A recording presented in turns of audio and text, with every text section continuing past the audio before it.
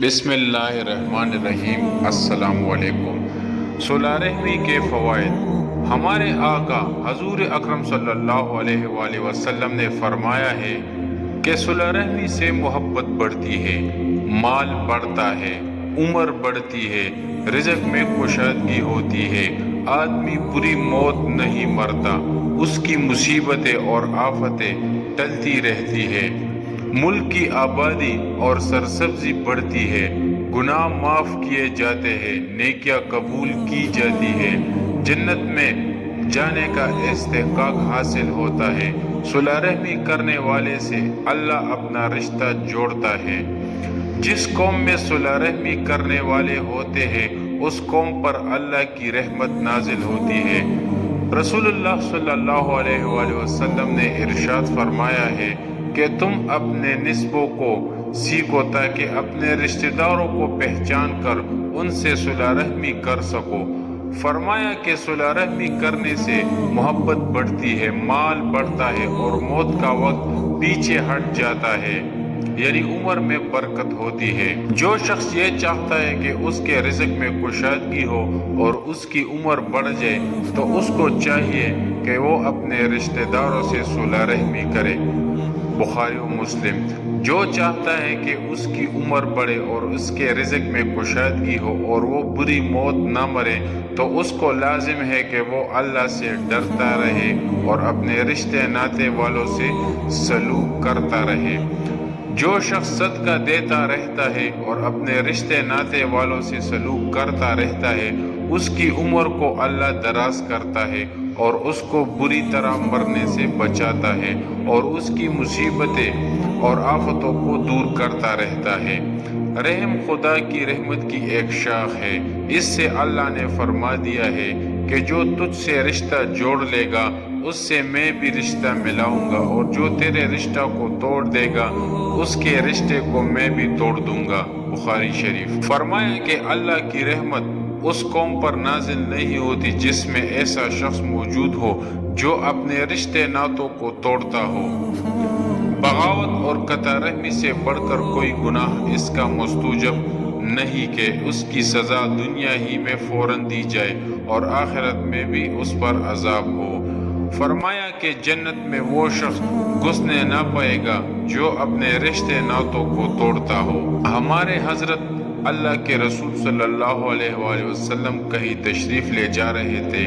راستہ میں ایک عربی نے آ کر آپ کی اونٹی کی نکیل پکڑ لی اور کہا کہ یا رسول اللہ صلی اللہ علیہ وآلہ وسلم، مجھ کو ایسی بات بتائیے جس سے جنت ملے اور دوزخ سے نجات ہو۔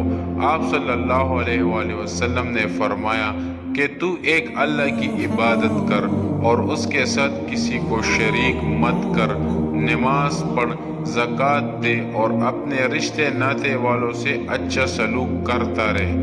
جب وہ چلا گیا تو آپ صلی اللہ علیہ وآلہ وسلم نے فرمایا کہ یہ اگر میرے حکم کی تعمیل کرے گا تو اس کو جنت ملے گی۔ بخاری و مسلم۔ آن حضرت صلی اللہ علیہ وآلہ وسلم نے فرمایا ہے کہ اللہ تعالیٰ کسی ایک قوم سے ملک کو آباد فرماتا ہے اور اس کو دولت مند کرتا ہے اور کبھی دشمنی کی نظر سے ان کو نہیں دیکھتا۔ صحابہ کرام رضی اللہ تعالیٰ علیہ عنہ نے عرض کیا کہ یا رسول اللہ صلی اللہ علیہ وآلہ وسلم، اس قوم پر اتنی مہربانی کیوں ہوتی ہے؟ فرمایا کہ رشتے ناطے والوں کے ساتھ اچھا سلوک کرنے سے ان کو یہ مرتبہ ملتا ہے۔ الترغیب و الترہیب۔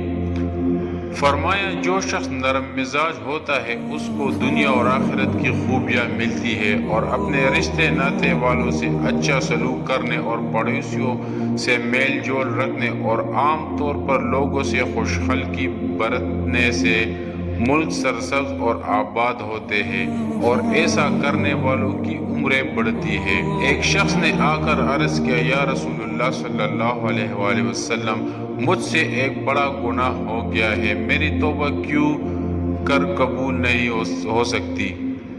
آپ صلی اللہ علیہ وآلہ وسلم نے پوچھا کہ تیری ماں زندہ ہے؟ اس نے کہا نہیں۔ فرمایا کہ خالہ زندہ ہے؟ اس نے کہا جی ہاں۔ فرمایا کہ تو اس کے ساتھ حسن سلوک کر۔ ایک بار سرکار دو عالم صلی اللہ علیہ وآلہ وسلم نے مجمع میں یہ فرمایا کہ جو شخص رشتہ داری کا پاس و لحاظ نہ کرتا ہو وہ ہمارے پاس نہ بیٹھے۔ یہ سن کر ایک شخص اس مجمع سے اٹھا اور اپنی خالہ کے گھر گیا جس سے کچھ بگاڑ تھا۔ وہاں جا کر اس نے اپنی خالہ سے معذرت کی اور قصور معاف کرایا، پھر آ کر دربار نبوت میں شریک ہو گیا۔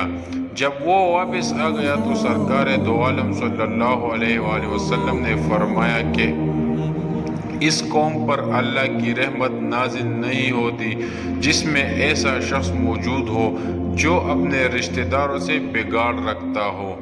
الترغیب و الترہیب۔ فرمایا کہ ہر جمعہ کی رات میں تمام آدمیوں کے عمل اور عبادتیں اللہ کے دربار میں پیش ہوتی ہے۔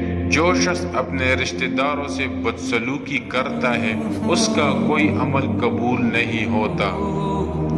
اللہ تعالی ہم سب کو ان باتوں پر عمل کرنے کی توفیق عطا فرمائے۔